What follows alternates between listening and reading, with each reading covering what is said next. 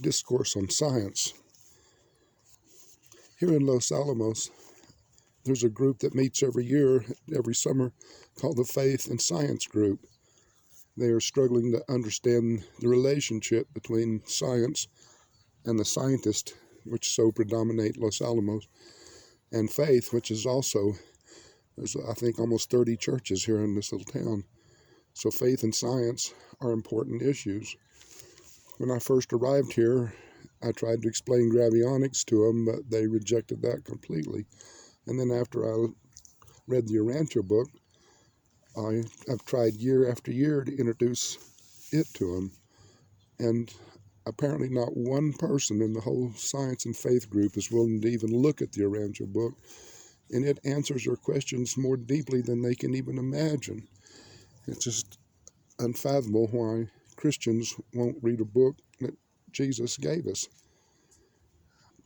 So if they would just read this one lesson on the Discourse of Science by Jesus, I think it would answer many of their questions.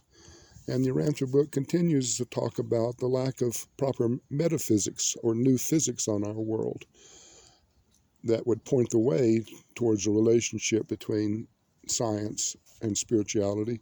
And that's what the Gravionic model does, is unites science and religion or spirituality under the same model.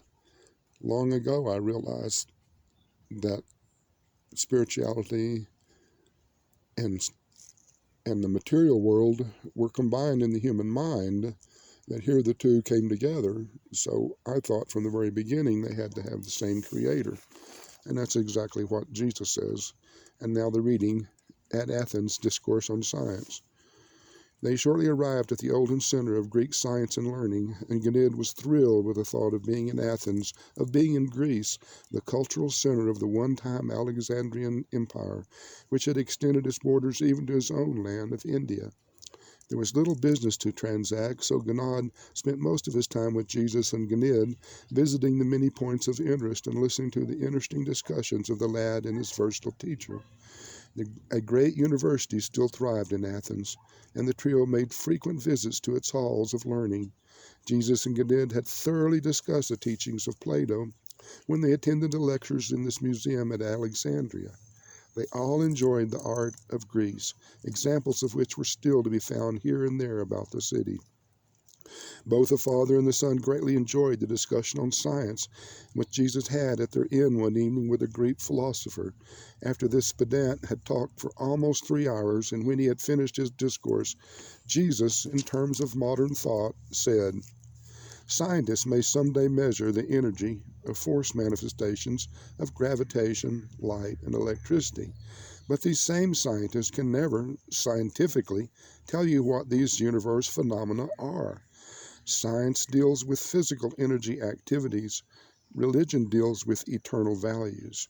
True philosophy grows out of the wisdom which does its best to correlate these quantitative and qualitative observations. There always exists the danger that the purely physical scientist may become afflicted with mathematical pride and statistical egotism, not to mention spiritual blindness.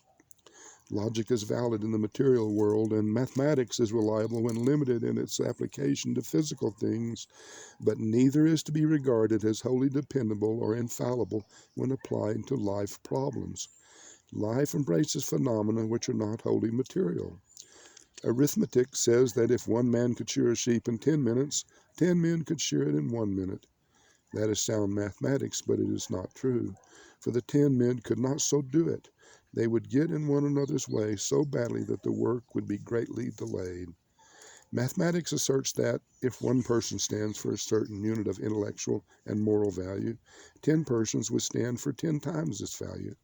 But in dealing with human personality, it would be nearer the truth to say that such a personality association is a sum equal to the square of the number of personalities concerned in the equation, rather than the simple arithmetical sum. A social group of human beings in coordinated working harmony stands for a force far greater than the simple sum of its parts. Quantity may be identified as fact, thus becoming a scientific uniformity.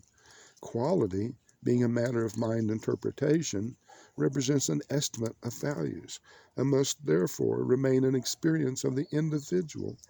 When both science and religion become less dogmatic and more tolerant of criticism, philosophy will then begin to achieve unity in the intelligent comprehension of the universe. There is unity in the cosmic universe if you could only discern its workings in actuality.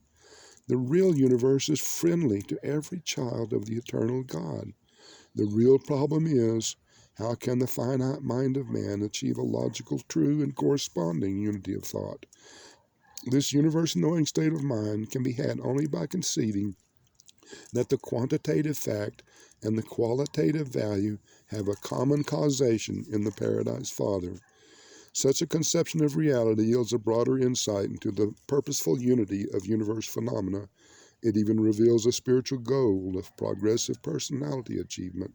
And this is a concept of unity which can sense the unchanging background of a living universe of continually changing impersonal relations and evolving personal relationships.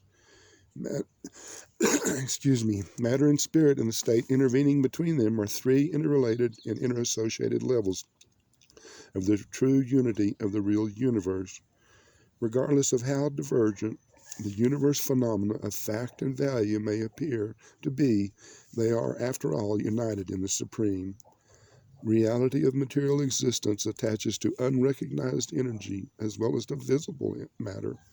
When the energies of the universe are so slowed down that they acquire the requisite degree of motion, then under favorable conditions these same energies become mass.